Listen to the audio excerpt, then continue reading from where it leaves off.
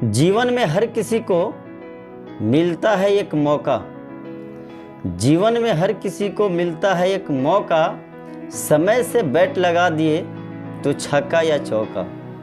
समय से बैट लगा दिए तो छक्का या चौका, नहीं तो बैठ कर रोगे और कहोगे कि जीवन में हमने भी खाया है धोखा। चलिए नमस्कार प्रणाम, मैं एसके सर आप सबके सामने फिर से उपस्थित हूँ और एक नई कहानी के साथ आज मैं एक ज़बरदस्त कहानी सुनाने जा रहा हूँ, जिस कहानी को सुनने के बाद जीवन में आपको भी एक बार ज़रूर लगेगा कि अगर कोई भी इंसान अपने जीवन में धोखा खाता है तो कैसे खाता है और क्यों खाता है, और कैसे हम धोखा अपने जीवन में नहीं खा सकते हैं। आज इसी कहानी के माध्यम से आप सबके सामने मैं बताने जा रहा हूँ। बहुत बेहतरीन कहानी है। इस कहानी को एक बार ज़रूर सुनिएगा और सुनने के बाद कमेंट में बताइएगा। अगर हमारे चैनल पे नए हैं तो हमारे चैनल को सब्सक्राइब जरूर कर लीजिएगा। चलिए अब कहानी शुरू करते हैं। कहानी शुरू करने से पहले आप सबसे मेरा एक बार और रिक्वेस्ट है, प्रार्थना है कि अगर आप हमारे चैनल पे नए हैं तो हमारे चैनल को सब्सक्राइब जरूर करिएगा और साथ में बेल आइकन को दबाइएगा, क्योंकि हमारी जो भी वीडियो बने वो पहले नोटिफिकेशन आपके पास पहुंच जाए। चलिए अब मैं कहानी शुरू करता हूँ। एक समय की बात है, एक किसान और उसके पत्नी दोनों घर में बहुत सुखी रहते थे, बहुत खुश रहते थे, हमेशा हंसते मुस्कुराते रहते थे। वो किसान के पति और पत्नी की चर्चा पूरे उस राज्य में चलने लगी। यहाँ तक कि उन लोगों में इतना प्रेम था, इतना प्यार था कि उन किसान के पति और पत्नी दोनों के बारे में वहां के राजा को भी मालूम था कि पति पत्नी हो तो वैसा हो। लेकिन एक दिन की बात है कि राजा और रानी अपने छत पे रात को घूम रहे थे, टहल रहे थे। तब तक जब नीचे देखे तो सभी तरफ अंधेरा ही अंधेरा था, चारों तरफ अंधेरा ही अंधेरा था। लेकिन वो किसान का घर था जहां उनके घर पे एक मशाल जलता था। राजा और रानी उस किसान के घर के तरफ देखे और किसान के घर के तरफ जब देखे तो चारों तरफ अंधेरा दिखा और उनके घर पे एक मशाल जलता हुआ दिखा। राजा और रानी अपने मन में विचार करने लगे और वार्तालाप करने लगे, बात करने लगे कि देखो पति पत्नी हो तो वैसा हो। कितना प्यार है उन लोगों में, कितना प्यार है उन लोगों में कि उनके घर पे अभी तक, यानी कि 2 से 3 बज रहा है, अभी तक उनके घर पे ये मशाल जल रहा है। राजा ने अपने पत्नी को बताया, जानते हो ये सब संभव कैसे है? ये सारा उनके पति के वजह से है। रानी ने बताया कि नहीं, ये सब उनके पत्नी के वजह से है, क्योंकि पत्नी ही बहुत संस्कारी है।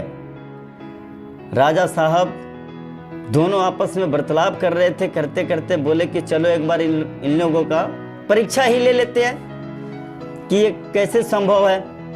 एक समय की बात है, राजा रानी दोनों मिल करके ये प्रस्ताव रखे कि एक बार उनके प्रेम का परीक्षा लेते हैं, उन दोनों का प्यार का परीक्षा लेते हैं कि किसको ज्यादा प्यार है। इस परीक्षा को लेने के लिए राजा रानी ने एक निष्कर्ष निकाला। रानी ने अगले सुबह अपनी एक दासी को वो किसान के पास भेजी, किसान के पास अपने दासी को भेजी और भेज के बोली कि जाओ और ये मेरा प्रस्ताव, मेरा संदेश ले जा करके उस किसान को दे देना। जैसे ही वो दासी किसान के पास पहुंची और जा करके संदेश दी और बताए कि आपसे कहते हुए मुझे हिचकिचाहट हो रही है, मैं बता तो नहीं सकती, लेकिन एक चीज मैं आपसे बताना चाहती हूँ कि रानी ने यह प्रस्ताव भेजा है आपके लिए कि आप अगर अपने पत्नी को हत्या कर दीजिएगा तो रानी आपके साथ विवाह कर लेंगी। किसान ने सोचा समझा और फिर उस प्रस्ताव को ठुकराते हुए बोला कि महारानी साहिबा को बता दीजिएगा कि उनके जैसे अगर 1000 रानियां भी हमारे सामने आ जाए तो हम अपने देवी जैसे पत्नी को कभी हत्या नहीं कर सकता हो। और आप जाते जाते हमारे तरफ से उनसे क्षमा प्रार्थी मांगिएगा कि किसान इससे संदेश को स्वीकार नहीं किया। दासी वहां से गई और जाके रानी को ये सारे बात बताई। अब बारी आई राजा साहब की। राजा साहब ने अपने एक नौकर को किसान के पत्नी के पास भेजे और जाकर किसान के पत्नी से वो नौकर बोला कि राजा साहब ने आपके लिए एक प्रस्ताव भेजा है, एक संदेश भेजा है। किसान की पत्नी ने बताया कि बताइए क्या भेजे हैं। उन्होंने बताया कि आप अगर अपने पति की हत्या कर दीजिएगा तो राजा साहब आपके साथ शादी कर लेंगे और आपको उस राज्य की रानी बना देंगे। रानी को यह प्रस्ताव मंजूर हो गया। वो बोली कि जाके राजा साहब को बता देना कि हमारे घर पे जो मसाल जलता है वो मसाल अगर बुझ जाए तो समझ लेना कि मैं अपने पति की हत्या कर दी। यह नौकर जाकर राजा साहब को जब बताया, राजा साहब पहले से तैयार हो गए। अपने कुछ सैनिक को लेकर के बोले कि उसके घर के उस किसान को सुरक्षा के लिए आप लोगों को मैं वहां खड़ा करता हूं और जैसे ही मसाल बुझेगी सारे लोग घर में घुस जाएंगे और घुस करके उन दोनों को यानी किसान को बचा लेंगे, दोनों को पकड़ लेंगे क्योंकि कोई नुकसान नहीं हो। यह सोच करके राजा साहब ने अपने कुछ सिपाहियों को लगा दिए और अपने छत पे चढ़ करके देखने लगे। जैसे 2 बजा मसाल बुझ गया, राजा साहब के सैनिक दौड़ते हुए उस किसान के घर पे गए। लेकिन अफसोस की बात यह हुई कि रानी साहिबा देख रही थी राजा साहब सारे सैनिक उनके घर पे गए। घर पे जाने के बाद अफसोस की बात यह हुई कि जैसे वहां पहुंचने के बाद जो किसान की पत्नी थी उन्हें तो गिरफ्तार कर लिए, लेकिन किसान को बचा नहीं सके। उनकी पत्नी उस किसान को फांसी के फंदे में लटका रखी थी। वो बेचारे दुनिया छोड़कर चले गए। सिपाही ने किसान के पत्नी को गिरफ्तार कर लिए। राजा साहब को इस बात का जब पता चला, राजा साहब बहुत दुखी हुए और कहे कि आज हमारे हाथों से बहुत बड़ा अनर्थ हो गया है, अब मैं इसको क्या करूं। राजा साहब यही सोच रहे थे और सोचते सोचते उनको रात भर नींद नहीं आई। अगले दिन सुबह जब वो शिकार के लिए जंगल में चले, अपने राज्य की सबसे जाने माने मंत्री को बुलवाए और बुलवा कर बोले कि मंत्री साहब, आज से इस राज्य में जितनी भी महिलाएं हैं, जितनी नारियां हैं, सभी नारियों को इकट्ठा करके और सबका गर्दन कटवा करके छोड़ दीजिएगा। सबका गर्दन काटा हुआ मिलना चाहिए। जब मैं शाम तक वापस आता हूं मुझे कोई भी नारी नहीं दिखनी चाहिए इस राज्य में। जब मंत्री को यह बात पता चला, मंत्री बहुत दुखी हुआ। वो सोच रहा था कि मैं कैसे इन सभी नारियों को कटवाऊंगा। राजा साहब ये कह करके जंगल में शिकार के लिए चल पड़े। मंत्री वो अपने घर पे गया और जाकर के ये सोचने लगे कि ये सब संभव कैसे होगा। तब तक उनका बूढ़ा पिता, जो उन राजा के पिताजी के राज्य काल में मंत्री रह चुके थे, जब वो अपने बेटे को उदासी देखे तो बोले कि बेटा इतना तो उदास क्यों है। मंत्री ने बताया, पिताजी ऐसी ऐसी बात है। वो बूढ़ा मंत्री ने अपने बेटे को बताया कि तू कहीं छिप जा, क्योंकि राजा साहब आएंगे तो सबसे पहले तुम्हें कटवाएंगे, क्योंकि तुम उनके प्रस्ताव को ठुकरा दिया है, उनके कहना को माना नहीं है। वो मंत्री को कहीं छिपा दिए और शाम को खुद घूमने लगे। तब तक राजा साहब अपने राज दरबार में पहुंचे। आए तो देखे कि अभी तक मंत्री उपस्थित नहीं और सारी नारियां ज्यों का त्यों जैसे पहले की तरह घूम ही रही है। जब ये बात देखे वहां से फिर राजा साहब तुरंत गए उस मंत्री के घर। मंत्री के घर जब पहुंचे तो वहां पे मंत्री साहब उपस्थित नहीं थे वहां पे उनके पिताजी। जब उनके पिताजी वहां मिले, बोले कि आपका लड़का कहाँ है।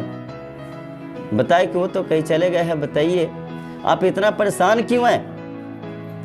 राजा साहब ने बताया, ये बोले कि मैं आपके पिताजी के राज्यकाल में मंत्री रह चुका हूं, आपके परेशानी को मैं खूब समझता हूं, लेकिन आप जिस परेशानी से जूझ रहे हैं उसका शर्त मैं 1 मिनट में बता रहा हूं। एक छोटी सी कहानी है, इस कहानी से आपका टोटल मतलब निष्कर्ष निकल जाएगा।